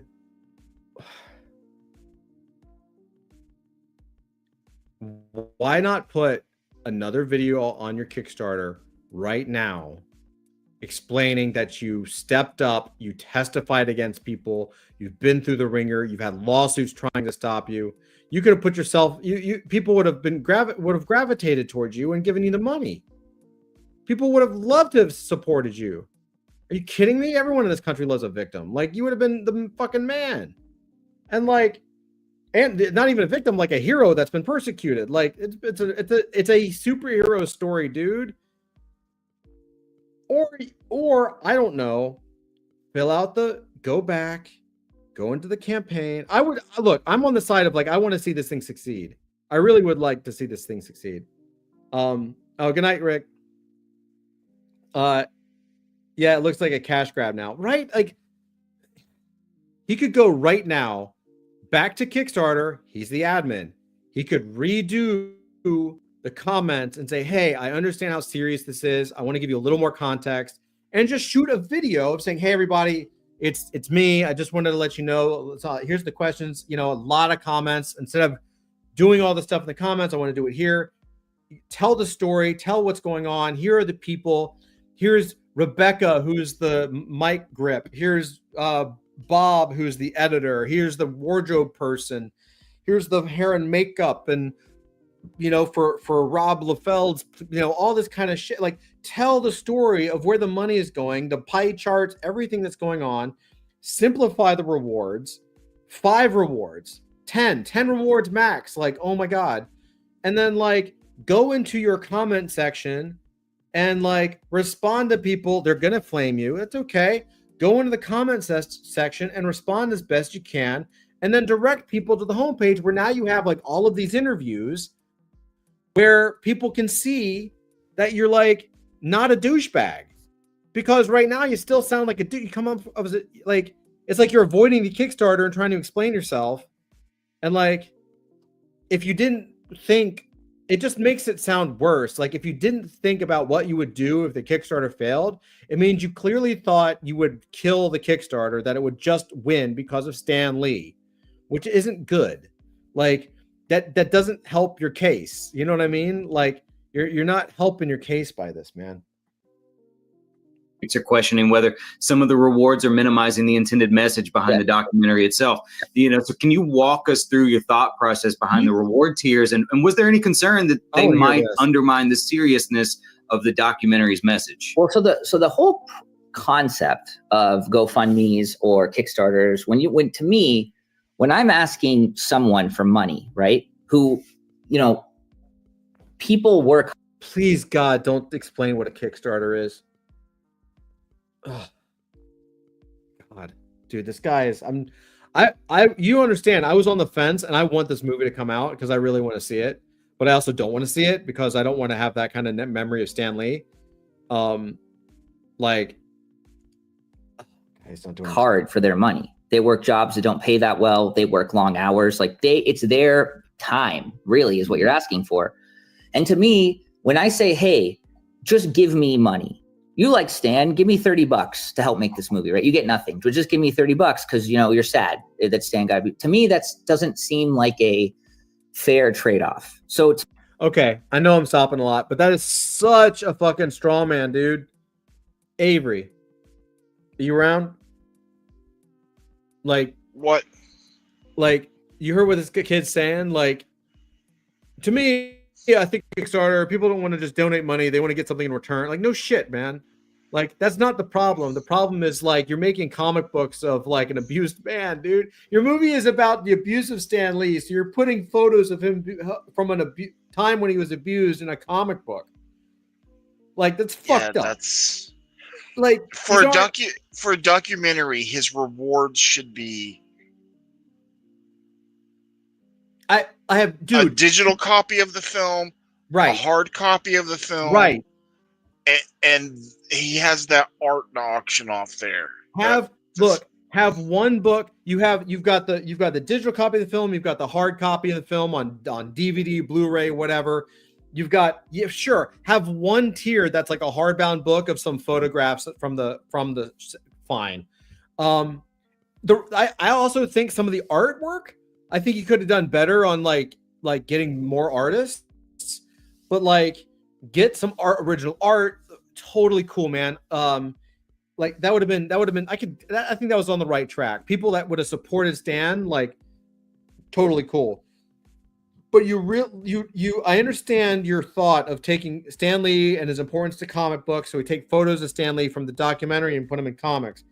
But your story is about a time. You're documenting a time when the guy was abused. So all of the footage and photography is from an abusive period of time. So even if he's smiling in the photos, you're naturally setting the stage for him to be miserable behind the scenes. So and then you're wrapping it up in his baby, which is a comic book, dude. Like, that's the most fucked up thing I've ever heard. Like, I mean, it's almost the only thing that can make it worse is if you actually, I mean, and you kind of did, you got him to sign some of these photos of himself during an abusive period of time. That's not as bad as if you had gotten him to sign some of these comic books, right? Oh, here's my comic book of me being abused, kid. Thanks. Like, God. Oh, yeah. Right? And he's just in this straw man of like, well, I mean, I didn't want to give no rewards. I didn't want to just do donation. Like, it's such a straw man. He doesn't get it. To me, it was more important to sort of give people something for their money.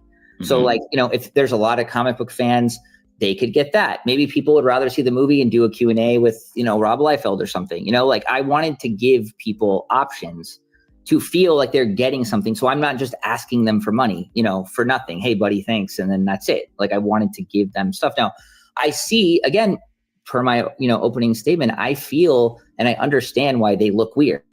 I get that. I saw, I've seen some of the videos and I think that without context of the stuff we've been talking about, it totally seems weird. I mean, people singled out the sort of tour around LA. Now I've been in LA, like I used to live there, and I have had countless friends, both who are not from LA and in LA, be like, hey dude, show me where Stan's house is. Hey dude, show me where that thing you told me about happened. Like I've had people ask me. Your friends are fucking weird, dude. Your friends are fucking stupid. No one gives a shit. Like, oh, this is where Stan Lee ate lunch. Like, that I don't get that at all. I don't get the tour guide. I mean, again, you're missing the point. And I think this is the problem. I think this is the problem with his film.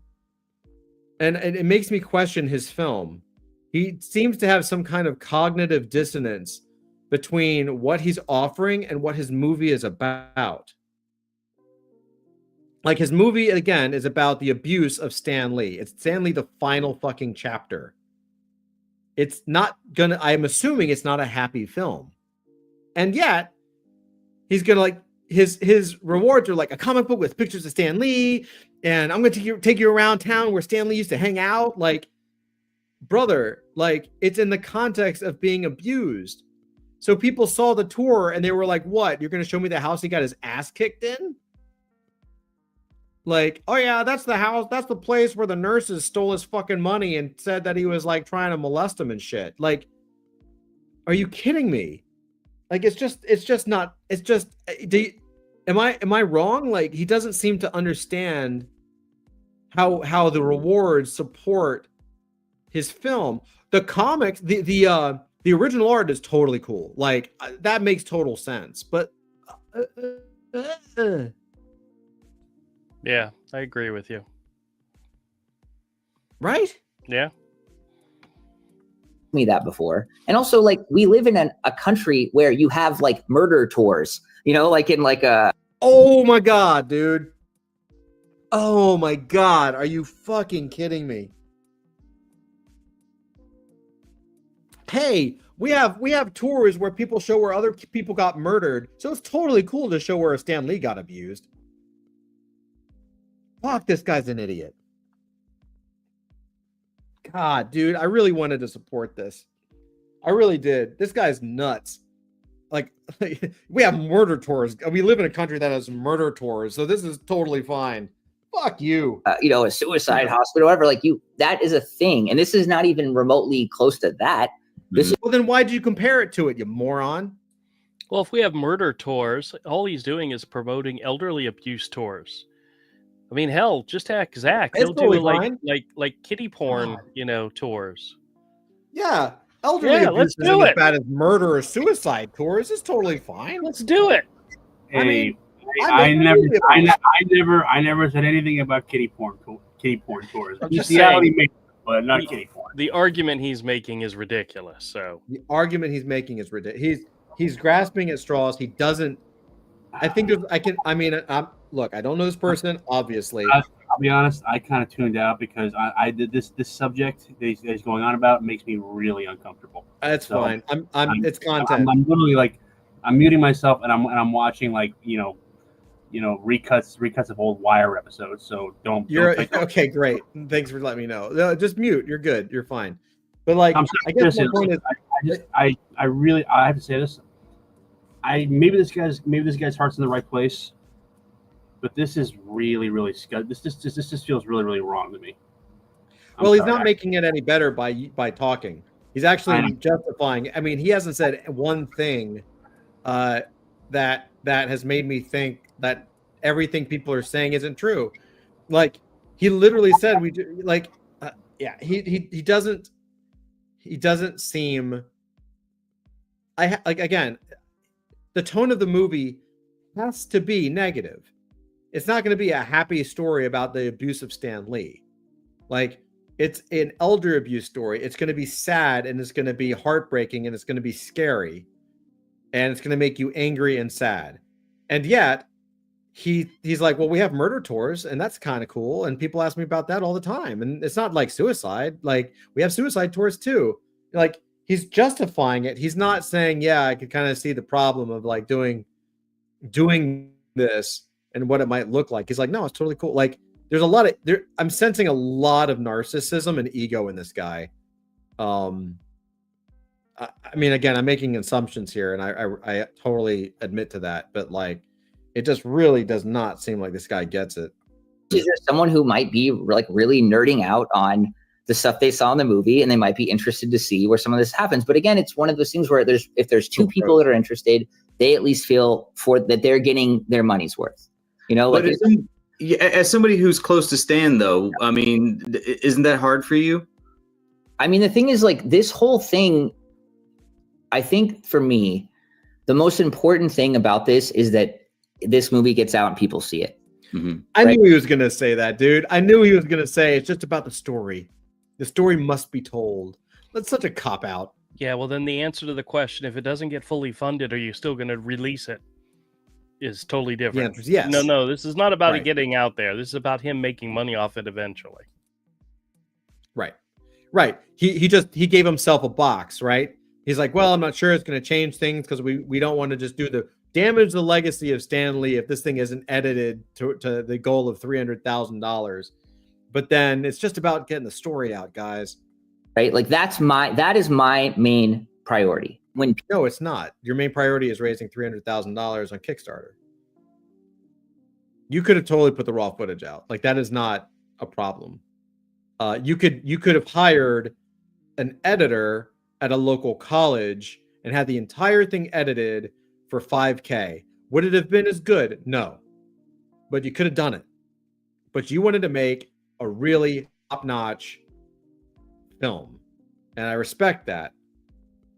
But you're not seeing you're How many times have we heard a story in which somebody makes a movie, a low quality, whatever, and it gets put out there and people love it and want to see more of it, and a studio buys the rights and re-releases it, pays all the professionals, reshoots and everything, and then wasn't Blair Witch?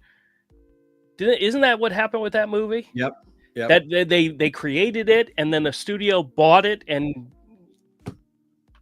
I'm thinking I'm remembering that. Well, Blair Witch was made on a shoestring budget, and it made hundreds of millions of dollars, and then the studios turned it into a franchise. Right. Well, yeah, but the studios did the releasing of it, the advertising, all this. They put the bulk of the money in after it was made. Correct. If you can't make this documentary for $200,000 of your own money, fuck you. Sorry. I agree, man. You know what I can make for those videos? What? Well, you know what Zach and you and Avery could make for $200,000? Something much better than what I could make. But we could. Yeah, I know what you mean. In that trailer, they get mad. And they get upset and they get sad. And I think within that in that moment, right, they are angry. And when you're angry, no one likes to just be angry, like, just, in the ether of like, I'm mad. Please. I think it becomes sort of I would say scapegoat is too strong of a word, but they sort of look at something to direct that. Fuck you. God. So the masses of people who are complete sheep and morons watched my trailer, and my trailer was so emotional and so powerful, and my trailer was so well done that it angered and upset so many people, and they had to turn their anger and upset on somebody, and so it was me. I'm just innocent, and they took it out on me. This kid does not understand what the fuck is going on. He really doesn't. Ego, dude. It's ego, something. Like, the trailer was too good, Andrew. It was too strong. We should have made the trailer dumber. And that would have maybe helped me, the director, not get the flack for being exploitive. Sort of like anger to. And I think because for me, this is something that I've known about, that I've been trying to get out there, I can focus past that and be like, I want this film to get made. And I think it's really shocking and troubling to people. And I think sometimes in that moment, they get like, really fixated on sort of something. And I think that is part of what's happening. I think there is a group, and I get that. It's really shocking. Like, I'm not even dismissing that as some, dumb thing. I think it's a perfectly normal emotion to have. What's shocking isn't just the film. Everybody knows that Stanley was abused. It's not a shock to be like, oh my gosh, Stanley was the victim of elder abuse. We all know that he was abused. What is upsetting is that you are coming in with 800 tiers of rewards of abuse photos in comic book form, with basically a blank campaign that just says, we need pay people now money, please, thanks. And then when people raise concerns in the comments, you've never responded. And you're staying away from it by you're kind of trying to respond in these interviews, which would be fine, except you're not doing yourself any favors. Like, you're making it worse because you clearly don't understand why people are upset. Like, you don't get it. And it's really strange for someone to maybe you're the kind, look, I don't know. So there are some people out there that like are into like, the Manson family and all that kind of weird, like dark shit. And they actually like watch it for fun and they think it's like a joke or like it makes them laugh or something. And for most other normal people, it's fucking freakish and we don't want to spend our time watching it. But hey, they make murder tours too. So this is cool. People are fascinated with stories about murders and murderers. I don't think there's anybody out there that gets fascinated by elderly abuse. Mm-hmm. I don't think that's a niche. Right. You It's know, true. I know people that read books on serial killers because it's very fascinating to look at that dark side of people.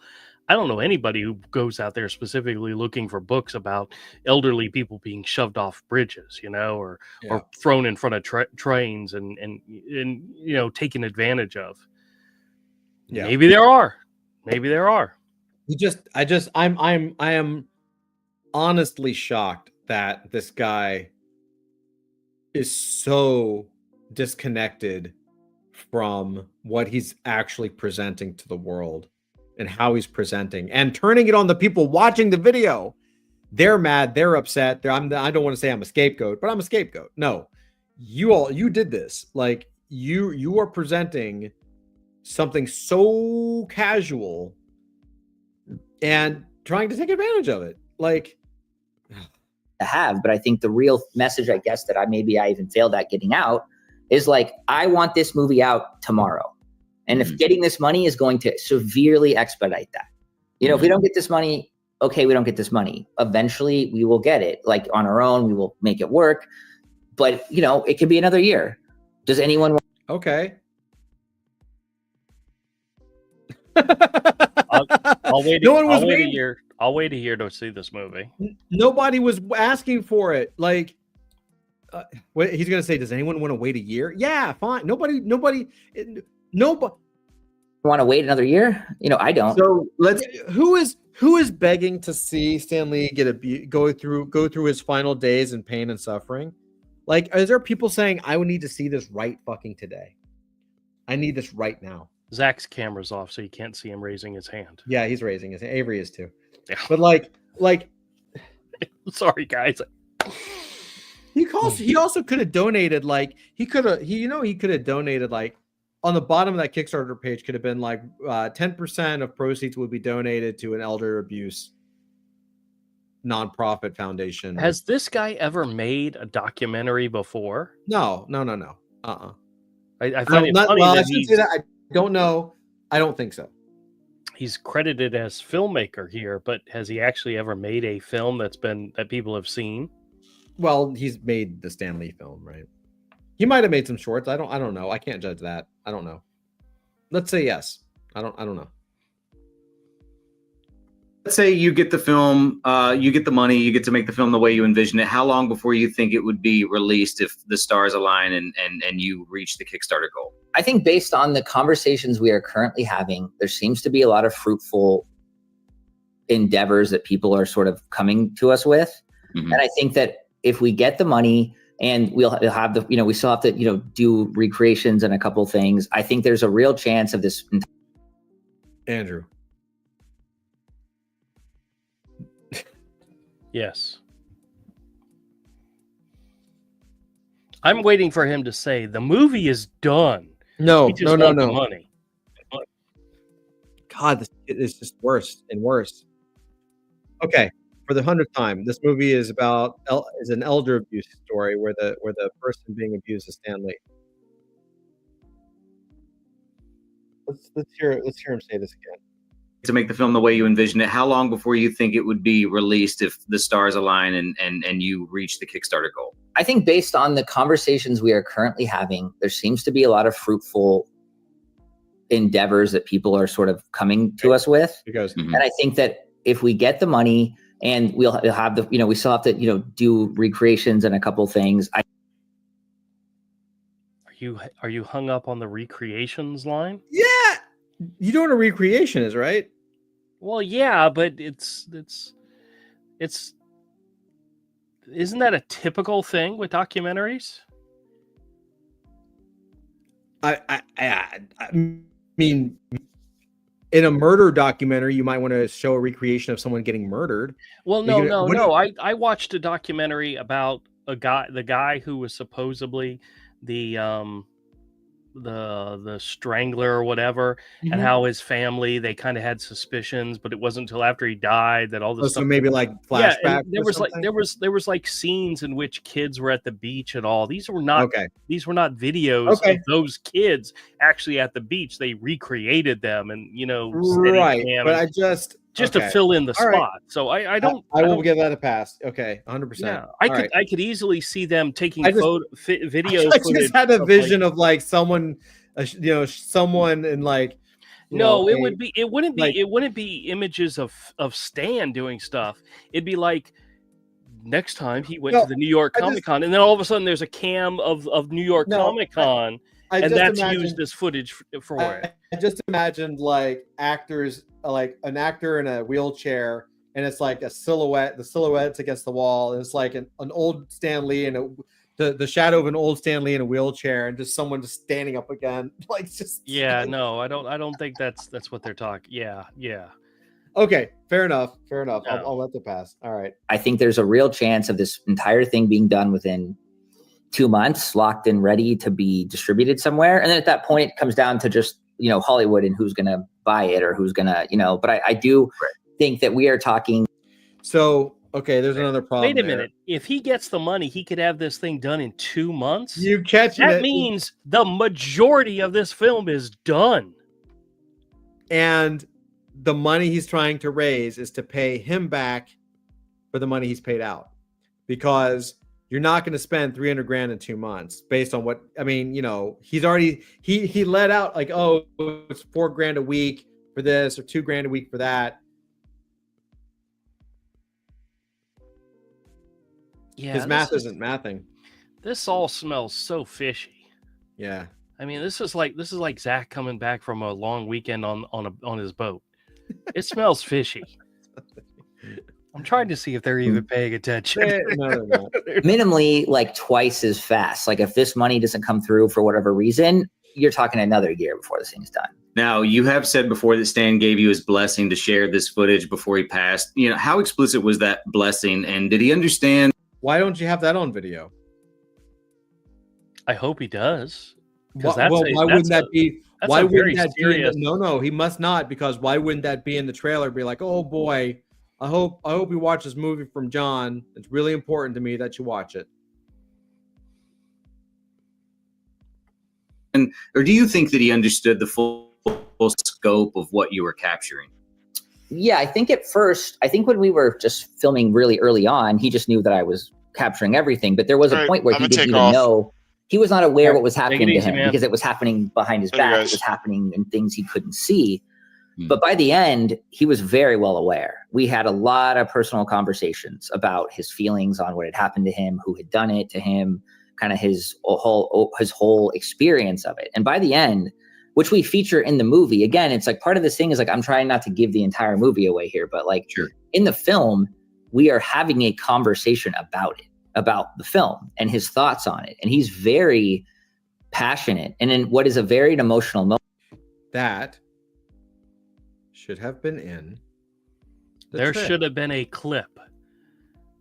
There should have been a clip. Why don't you put that out there so that if Stan supported it, all of this goes away, you dingleberry. Like, if Stan is like, oh, John, I totally thank you for everything you're doing, and the story really does need to get out so that other people don't If there is a scene in which he's filming and Stan's like, yeah, everybody, and he turns to John, he says, please tell people what they're doing to me. Make sure that people know what's happened to me, what they're doing to me, how I'm being treated. Please make sure you get it out there. Do it. Maybe we should recreate that. We should recreate that. Moment in the film where he's very much saying that like this is important to get out, and like it's all hearsay, and I don't doubt him. I actually believe him, but I'm like, this guy's a klutz. Like, that should be the first clip. That should be in the trailer. That should be the video under the trailer. That should be somewhere. Like, why wouldn't you have Stan, the person, the victim? Why wouldn't you have the victim? This guy has 1.1 million subscribers, and he's only gotten 29 likes on this video. Has anybody seen this video? Oh, I don't know. 474 people. Well, 6 hours. views. Wow. Yeah, that's not good. That's not very many. Well, all the comic stuff, it's like Marvel does the same thing. So. How did this guy get comicbook.com get 1.1 million? Comicbook.com has been around forever. Yeah, I know, but makes you wonder how many of those did he pay for, you know? Well, just people don't pay attention anymore. He very much did want this to be done. Now, was there anything ever filmed that you think he would not have wanted released? I mean, I think, yes, editorially, there are things just as a director, one, but also as his friend that I protect that from. You know, I mean, no one necessarily wants to hear Stan throw the F-bomb or something. You know what I mean? And there was a point where he was I like, don't know. I like hearing Stan throw the F-bomb personally. I mean, also in the last 6 months of his life, when he was really starting to degrade, I didn't film anything. In those last months, I was there to sit by him and talk to him and look at the pool and just make sure that he was fine. And I didn't film anything. And the film, in a lot of ways, actually suffers from not having that sort of like footage. I've heard nonstop from people who have seen it or who have worked on it. You know, it'd be really great if you had like this sort of, and I'm like, yeah, well, I wasn't at the time concerned with that. I was concerned with Stan's, you know, with safety and being comfortable. I just wasn't on it. Yes. Yeah, we want to see him on his deathbed. Why isn't that footage in there? Yeah. Well, I didn't want to exploit. Well, I can't. Well, I have the footage, but if I put it there, people will think I'm exploiting his death. Interested at that point in doing that. Now, obviously, there's been a lot of criticism, but you know, you've also received a ton of support from the comic book community. And you told me earlier about how you showed a scene to Mark Ruffalo. You know, what's been the general reaction from people who've actually seen the documentary? Yeah, so that's actually been kind of like, at least from like a spirits, you know, standpoint, has actually been really amazing, because I've shown people like you had mentioned, I showed Mark Ruffalo some of it a year ago, you know, scenes, and he was really blown away by it. He like stayed and watched the entire thing, and afterwards stayed and talked to me about it. He was really great, but also just from a creator. Wait. How did you show it to him a year ago? Did you have what edit did he see? How much of this movie is already fucking done? Sorry. No, you can cuss. I don't fucking care. Yeah, it's not like we're gonna upset any of your viewers. I know. Yeah, thanks, Andrew. I even put an S on the end of that for you too. Standpoint, you know, you have guys like Rob Liefeld who have been not only just in the production of the movie and sitting for an interview, they've been really championing it online now. Guys like J. Scott Campbell are doing some really great stuff that we're excited to announce. Like a lot of working people, Mark Waid, you know, have all really lend their support to this film. And that was really important to me, because I wanted people in this world to see it and make their judgments and then go out on the limb to support me. And I think the thing I was saying to someone earlier today was, I have Rob Liefeld, Roy Thomas, and Mark Waid all agreeing on one thing and talking about it. And if those three guys can get along and agree on something, there's obviously got to be something to it, you know, for all those guys to put aside differences and team up to support this. So that's really kind of... Wait, what differences does Mark Waid, Rob Liefeld, and Roy Thomas have, Andrew? I have never heard of a beef between any of those three people. Yeah, me neither. Maybe they have a beef with the comic industry and how Stan Lee was treated, taken care of. I mean, maybe that's it. Maybe. I know Mark Waid's very vocal, and I know Rob Liefeld's very vocal. I don't think I've heard Roy Thomas. Well, Roy Thomas does have opinions on creator ownership. I know he's spoken out a lot about that, and maybe Stan Lee gets brought up in that as well. Simply the fact that Stan Lee takes credit for everything. Maybe. I don't know. There might be framed it like they had like he framed it like Roy Thomas, Mark Waid, and Liefeld had beef with each other. Yeah, I understand. Well, I think they have beef with the comic industry or the big name, the publishers. You know, maybe that's what. I don't know. All right. Well, we're almost done with this. Let's finish this off. Okay. Kind of the message that I'm trying to sort of hope over time shines through, that we have like people in this world, you know, supporting it. Yeah, and you know, the documentary it highlights a lot of the darker side of what happened to Stan, but I really want to preface that there's some good stuff in there as well. There's some very happy stuff in the documentary, and you know, in the years that you spent with Stan, what is your most cherished memory of him? I mean, I think Well, one of the things that I think about a lot was that I was going through a divorce, and I had told him on a Friday that I was getting divorced, and we were going to a convention. And then on Sunday, 3 days later, and this is actually during a period where his sort of memory was not so great. 3 days later on a Sunday, we're driving back from the airport, and he just out of nowhere just says, "Hey, I was thinking about you and your divorce." And he gave me advice. He told me like his whole theory on love and how staying together is, takes work and all this stuff. And he, like an hour, just gave me the master class of staying married. And it was really like intense in a way that he would even have that on his mind after 3 days and sort of give me that knowledge to try to help me out. So like something like that is probably just like really ranks high up there in things that I really appreciated. Well, last question for you, man. And thanks for agreeing to do this and for being so open and transparent about everything. Knowing what you know now, what do you hope people take away from this documentary, and what guardrails do you think should be in place to protect older people from elder abuse, similar to what Stan went through?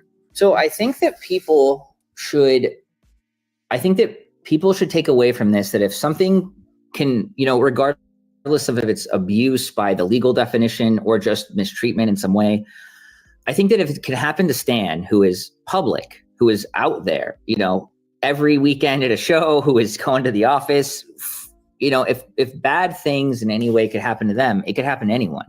And it's more likely to happen to someone else who's not famous, who doesn't have money, who doesn't have that.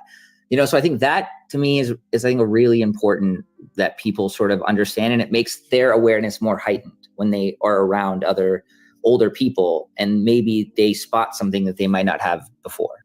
All right, dude. Well, good luck with everything. Like I said, I've seen the documentary. I think that it's hard to watch, but it's an important watch, and especially if you're a comic book fan and we're a fan of Stan Lee. So I appreciate everything that you've done for this, and I hope the world gets to see it, man. Yeah, me too. He's seen the documentary, right? Meaning it's done. There's a rough cut. There's at least a rough cut done. Yeah. They want to add stuff. I'm sure, like they want to spend money on those reenactments and stuff. Rick said, "I am not offended, Andrew. Fuck you." About what? Oh my god. When did I? You said fuck, and you were like, "Oh, I'm sorry," and then I said, "No, it's okay. You can say fuck." Oh, that's right. I said your viewers might be okay. All right, guys. What are you looking at? Jump back in. You haven't even shown us any comic books tonight, and I know we're late, but do you want to show at least one book? Before we go, where did Avery go? And I stepped away to get a box. He had to go. He was tired. Yeah, he had to go. But we're running a little late, so he can only put up with us for so long. It's true.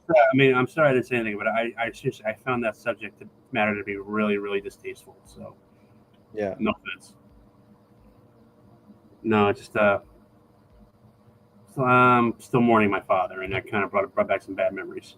So all right, so what do you got? Hello? Yeah, Andrew? we're still here. What do you? Are you okay? Yeah, no, I'm looking at numbers. Oh, Rick said, "Very sad to hear. I had no clue." Yeah. All right. Yeah. Andrew, show us a couple books just so we can like have something positive to end on. So, what's the date of this?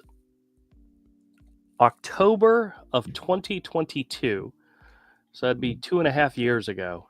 I bought a collection from a guy, and half of the collection was Silver Age stuff, and I put a lot of the stuff that was the more modern stuff and so forth in the store and sold some of it. And in that time, I made back my money at some point. Last year, I made back my money, and so that means this entire box is all profit from that sale. Awesome. And I'm just looking through it, and I hadn't looked through it in a long time. And there's some really nice older books in here, and I just pulled this one out just because I thought it looked really pretty. It's that's cool.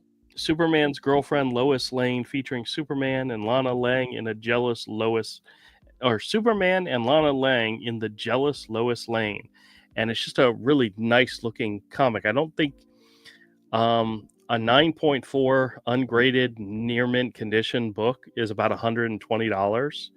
This one looks like it's in really nice condition, and I've been debating whether or not some of this stuff is ever going to get graded, because grading stuff like this costs money, and I don't always have the money to do it, which makes me think, should I just take it to the store and put it up for sale and see if somebody will, give me $10 for it, Yeah. I got something for you if you're still flipping through your books. Yeah, I'm trying to decide if some of these are going to come to the store or if I'm going to, I don't know. This is for a longer conversation. Well, check this out. You'll find this interesting. What's that? Okay. Who did that? That's not McFarlane. Mm-hmm. Is it? No. Okay. Look at the style and tell me what you think. Oh, I saw the name already. Yeah, Jim Lee. Doesn't look like a Jim Lee, but okay. Isn't that cool? Why would Jim Lee do that? I don't know. There have been a bunch of people doing that cover lately. Is there an anniversary or something? I'll show you another one. Well, this is not the same one, but this is Alex Ross doing a Jack Kirby page. Look at this.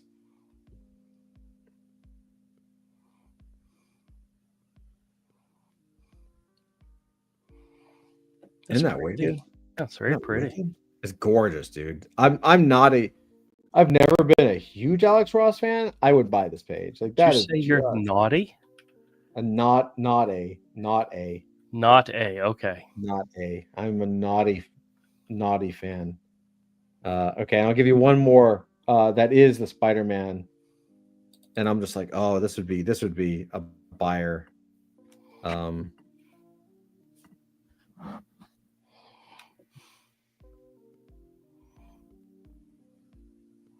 Is that an Alex Ross as well? Alex Ross doing McFarlane's Spider-Man cover. Mm-hmm. His layouts like that are actually kind of small. Yeah, but it looks so good. Like, I'd love to see the painting of this. I mean, I wouldn't because I'd be super jealous.